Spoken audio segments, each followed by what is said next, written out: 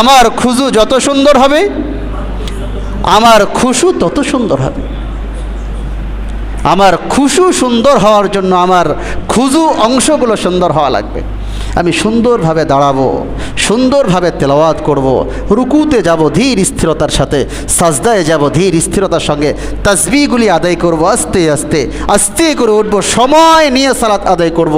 এই তো খুজু। আমার খুজু অংশ যত সুন্দর হবে, আনতা আবুদাল্লাহ কান্নাকা তারাহু ফাইল্লাম তাকুন তারাহু ফাইন্নাহু ইয়ারাক। বুখারী শরীফের 50 নম্বর হাদিসের অংশ।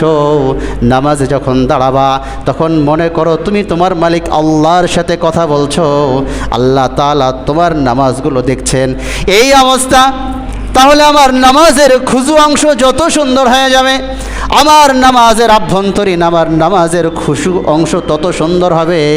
আল্লাহ পাক রব্বুল আলামিন আমার নামাজ দেখছেন, এই অবস্থা আমি আমার অন্তরে ধারণ করতে পারবো।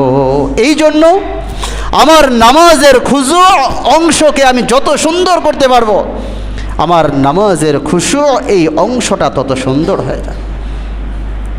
প্রিয় ভাইয়েরা আমার, বর্তমান সময়ের জগৎ বিখ্যাত শ্রেষ্ঠ আলেমদের অন্যতম আল্লামা তাকি উসমানী হাফিজাহুল্লাহ, শাইখুল ইসলাম আল্লামা তাকি উসমানী, তার বাবা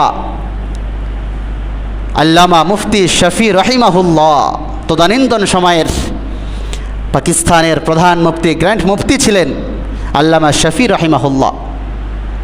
আল্লামা তাকি উসমানী দামাত বারকাতুহুম তার কিতাব ইসলাহি খুতবাতের মধ্যে লিখেন, মুফতি শফি রহিমাহুল্লাহ 60 বছর যাবৎ হাদিসের দর্স দিচ্ছেন, ফিকহের দর্স দিচ্ছেন। জগৎ বিখ্যাত আলেম দ্বীন, শ্রেষ্ঠ মুফতি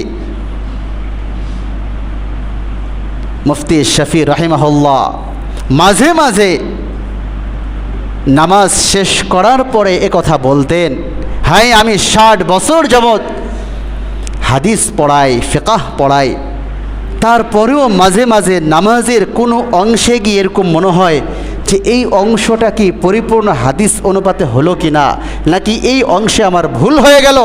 এরপরে আমি নামাজ শেষ করে আসার পরে হাদিস থেকে ওই অংশটা আবার দেখার জন্য চেষ্টা করি যে আমার নামাজের এই অংশটা হাদিসের সঙ্গে পরিপূর্ণ মিল ছিল কিনা।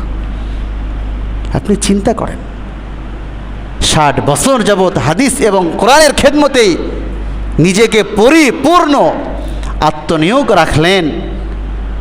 দুনিয়ার অন্যান্য কোনো সগোল ব্যবসা বাণিজ্য সব কিছু থেকে নিজেকে বিরত রেখে হাদিস কোরআনের খেদমতে জীবনটা শেষ করে দিচ্ছেন। আর এমন ব্যক্তি, তার মনে হচ্ছে যে এই অংশটা হাদিসের বিপরীত হয়ে গেল কিনা। তাহলে চিন্তা করেন আমাদের নামাজের কী অবস্থা।